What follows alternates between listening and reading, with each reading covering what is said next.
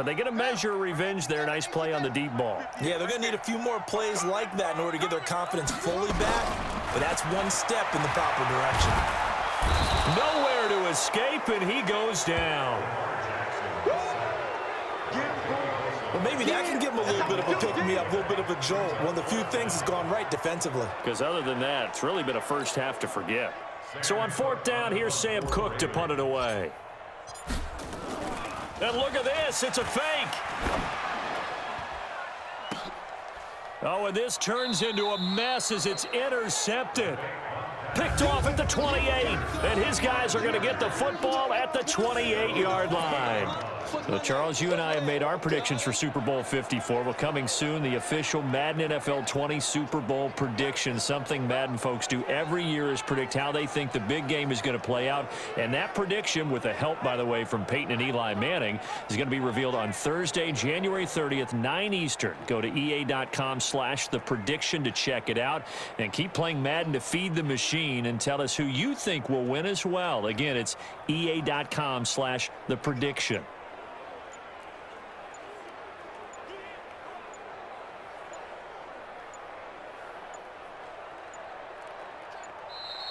Now problems right out of the gate. We're going to get a delay.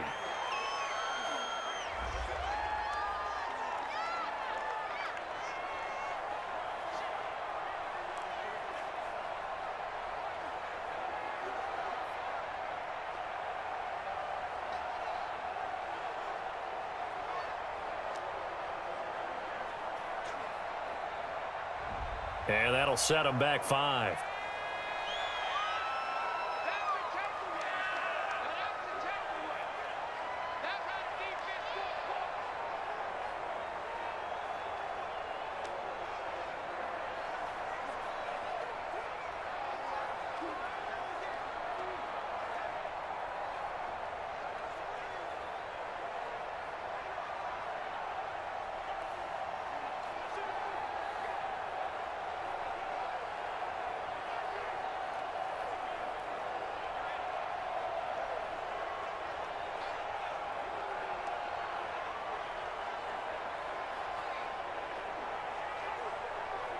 That penalty is declined.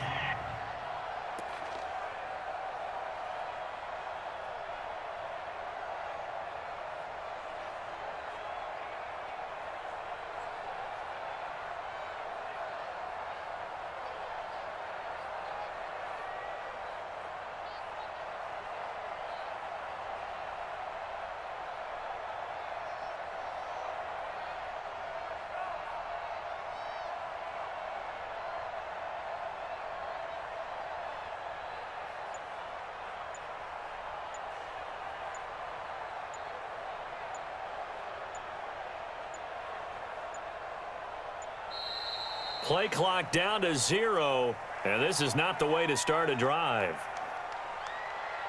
Delay of game, offense.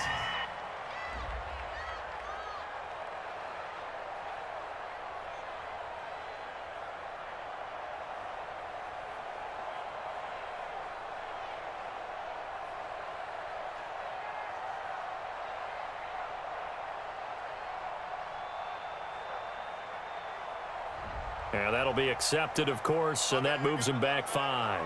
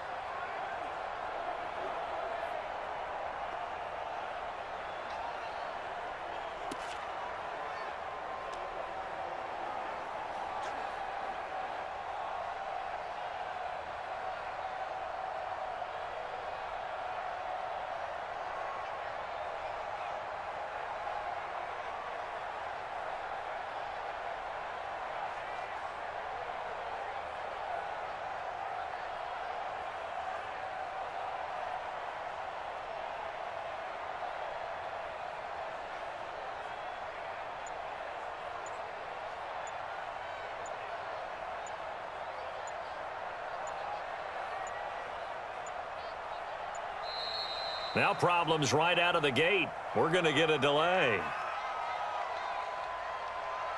Delay of game, offense.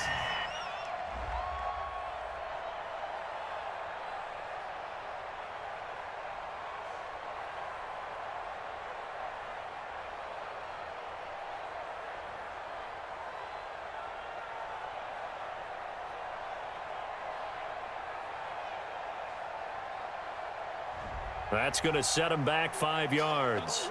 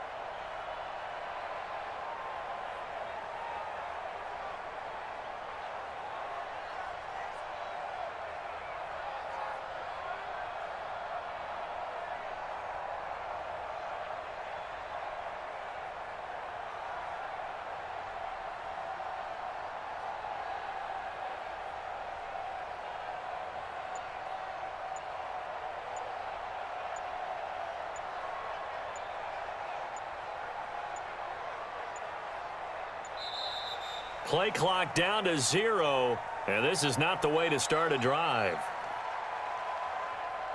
Delay of game, offense.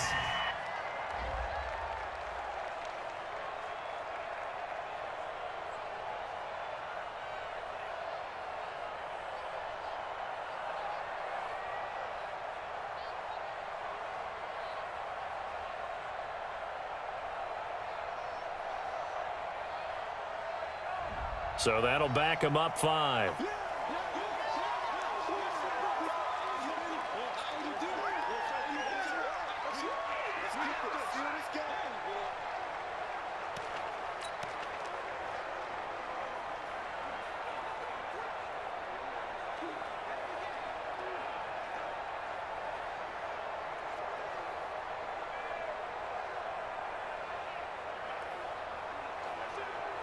The Charger drive about to get going. It hasn't gone particularly well for them. That's obvious. In these conditions, no points so far. They've got to get that offense on track. The question, how do they do it? It is the age-old question, isn't it? And to me, finding a way to make sure your playmakers touch the ball without it being too exotic. Meaning you don't have to go deep down the field. Maybe you hit them on those short passes on the perimeter. Make sure you just turn around and hand it to your best runner and get out of the way. Don't cause any extra stress on your offense.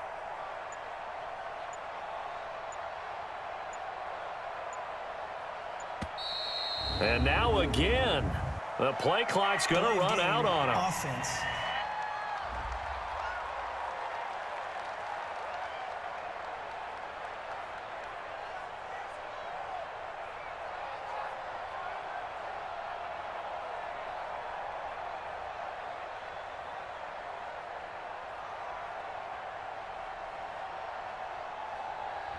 So that penalty will back him up half the distance to the goal line.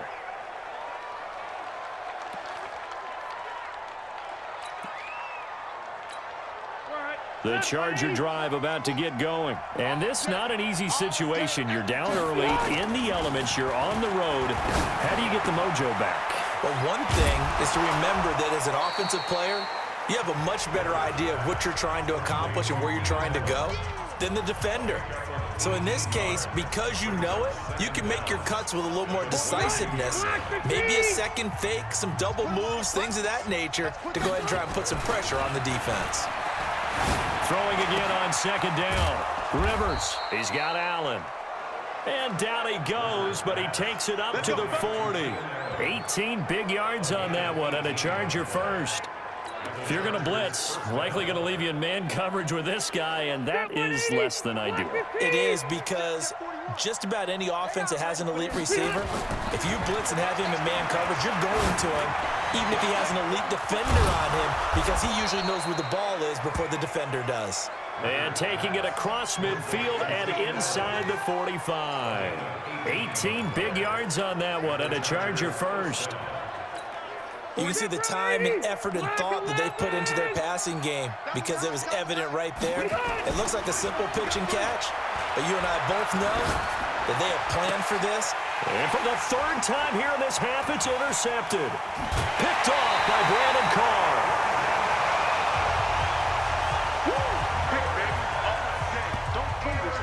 And this might not be the last interception we see, Brandon. Both of these teams like to throw the football, but here in this snow, ball's not going to always go where you want it to. And this one winds up getting intercepted.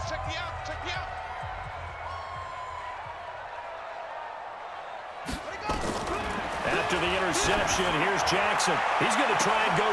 And now here is another interception. Picked off by Casey Hayward. And he'll bring this one back to the 29. The interception woes, they just continue to mount. He's thrown 5 picks. At this point, you got to be thinking, is it something between the ears? I think a confidence hit does occur once you start getting those numbers up there a little bit. But as you and I both know, it's not always just one guy's fault. Maybe somebody ran a wrong pattern. Maybe some balls were tipped. It could be so many different things. Bottom line, though, it comes back to the guy throwing them. So Rivers will lead the Chargers out 1st and 10, just shy of the 30. Nowhere to escape, and he goes down. Willie Henry muscled his way in for the sack. I'm starting to feel for that quarterback back there. I mean, you know me. Normally, don't have a lot of empathy for the QB, right? In this case, definitely. He's been on constant duress this entire game. I don't know how he's surviving back there. And to think, there's still a long way to go in this football game. Pass protection has been a problem all night long as they come up facing second and a bundle. Throwing Rivers. Caught by Allen. And he takes this up to the 40-yard line before being corralled. 17 yards for the Chargers there as they've got themselves a first down. So in the second quarter, he's already up over 100 yards receiving now. And isn't 100 the magic number for a really good game for a receiver? So he got a chance to really shatter that and have a profound effect on this game. Now Rivers. He's got a man. That's Keenan Allen. And taking it across midfield and inside the 45. 18 big yards on that one, and a Charger first. This offense finding its legs now. Here's another 1st and 10. Rivers to throw it. Blitz coming, and down he goes. Marching in for the sack, Matthew Judon. Well, someone's been up to the task so far in this game. They are already up a couple of scores, Brandon, and guess what? I think they're just going to pin their ears back now and get upfield and get after the quarterback. Been such an impressive first half to get that lead. Rivers now finding Mike Williams. They'll wind up getting 10 back as that sets them up for 3rd down. That was a nicely run slant route, and what the receiver's trying to do is make the defender think he's going upfield for a deeper route and then breaks it off, usually after about 3. Under a heavy rush, and down he goes. Kenny Young, he's the culprit, causes a loss of 5, and it brings up 4th down. So they dial up the blitz on 3rd and inches. It pays off. And frankly, they were probably dialing up a run blitz, expecting him to run it in that situation, but instead they end up back at the quarterback and put him on the ground. A quick sidestep here, CD. The NFL doing something kind of neat for its 100th season, which wraps up the Super Bowl 54. They're inducting a 20-man class, a centennial class, into the Football Hall of Fame this year. Now, a number of modern-day candidates won't be announced until the night before the Super Bowl, but 15 have already been announced, and it's a pretty good list so far. Guys like Harold Carmichael, Bobby Dillon, Alex Karras, Donnie Shell, Duke Slater, a number of others in there as well, CD. Yeah, you're right about that, and what this does is they hope it helps ease the backlog of some of the great candidates that are out there. You know, a Max Speedy and Ed Sprinkle people may have forgotten about, but they were tremendous during their time frame. And we did get to see, if you were watching television,